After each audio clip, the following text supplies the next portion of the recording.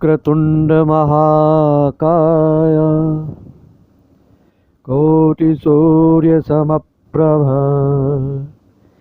निर्विघ्नं कुरु मे देव सर्वकार्येषु सर्वदा। मित्रों नमस्कार। मनोकामना ज्योतिष में मैं हाजिर हूँ, पंडित ब्रजेश चंद्र पाठक। आज आपको हम जो बताने जा रहे हैं वह मंगल के गोचर के बारे में बताएंगे।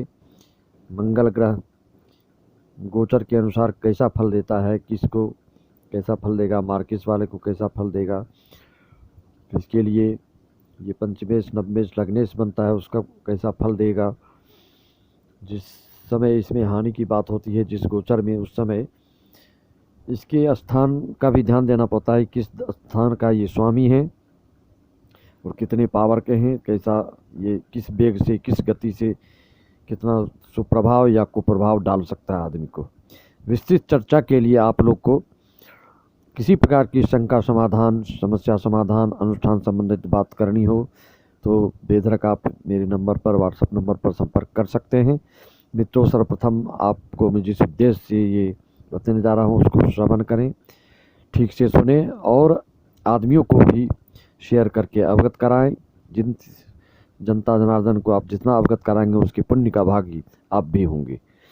तो मित्रों, आपको मंगल के बारे में बता रहे हैं, शुरू से अंत सुने, आपको बहुत ही लाभकारी सिद्ध होगा इस गोचर फल को ज्ञात करने से। अगर मेष राशि से मीन राशि वालों को लेकर किसी भी राशि वालों को मंगल जब अपनी राशि में आता है तो व्यक्तियों को शत्रु के द्वारा भय उत्पन्न होता है। अगर किसी से पहले से शत्रुता है तो उससे आपको भयावह स्थिति आने की संभावना बन जाती है। आपको काफ़ी चिंतित कर देता है भय के कारण कि शत्रु हमारा क्या ना कर दे, क्या नहीं कर देगा, क्या गुप्त षड्यंत्र रच रहा है, इस तरह से आपको भय उत्पन्न हो जाएगा। अगर गोचर में मंगल द्वितीय स्थान में आता है तो आर्थिक हानि करता है। ये आर्थिक हानि सबके लिए सब तरह की हो सकती है।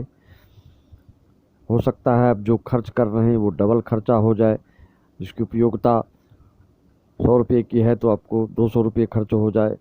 10,000 खर्च होने की संभावना है तो 20,000 खर्चा हो जाए। 10,000 मतलब व्यर्थ की खर्च हो जाने से आर्थिक हानि कहलाता है। 1 लाख खर्च जहाँ होना चाहिए 2 लाख खर्च हो जाए, ये आर्थिक हानि है। जबकि 1 लाख में आपका काम बन रहा है वहाँ 2 लाख खर्च हो रहे हैं, तो ये आर्थिक हानि ही कहलाता है। तृतीय स्थान में जब गोचर में मंगल आता है तो व्यक्तियों को जो जिस स्तर का अमीर है या गरीब है उस हिसाब से उसको आर्थिक लाभ होता है। मान लीजिए एक राजा है, एक मजदूर है, तो राजाओं को लाखों में, अरबों में, करोड़ों में अगर लाभ होगा तो मजदूरों को हजारों में, सैकड़ों में लाभ होगा। ये हमेशा आपको ध्यान देना है कि कौन जातक किस स्थिति का है उसके हिसाब से ही लाभ होता है। अगर मंगल चतुर्थ स्थान में है तो शत्रु के द्वारा आपको पीड़ा होती है। किसी भी दृष्टिकोण से वो कहीं न कहीं किसी रास्ते से आपको पीड़ा अवश्य पहुंचाता है और सुख की हानि होती है। सुख सुविधा, दिनचर्या आदि बिगड़ जाने से सुखों में हानि कराता है। अगर मंगल आपके गोचर में पंचम स्थान में आता है तो भी आर्थिक हानि कराता है और शारीरिक कष्ट देता है। जो भी शारीरिक कष्ट आपको पहले से चलते रहता है उस कष्ट की वृद्धि, उस पीड़ा की वृद्धि, अगर किसी प्रकार की तबीयत सर्दी खांसी जुकाम है तो उसकी वृद्धि हो जाएगी। षष्ठ स्थान में अगर मंगल आपका आता है तो बेफिक्र रहिए, आपको बहुत ही धन लाभ कराएगा। अगर सप्तम स्थान में मंगल आता है तो शोकाकुल करता है, आदमी को शोक उत्पन्न होता है। अगर अष्टम स्थान में मंगल आता है तो ये मृत्यु तुल्य कष्ट देता है।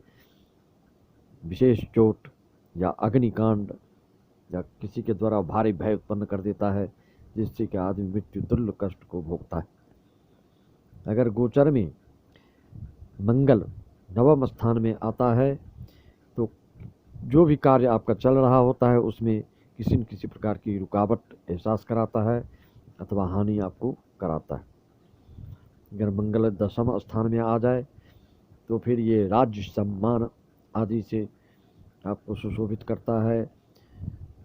कहीं न कहीं किसी न किसी के द्वारा आपको विशेष प्राइज भी दिला सकता है और विशेष सुख शांति महसूस कराता है।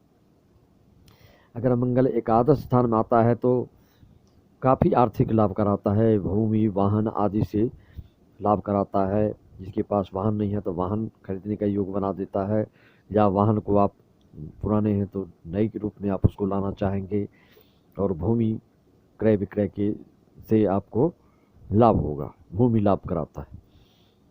अगर मंगल द्वादश स्थान में आता है मित्रों, दोस्तों, भाइयों, तो फिर ये कष्टकारी हो जाता है।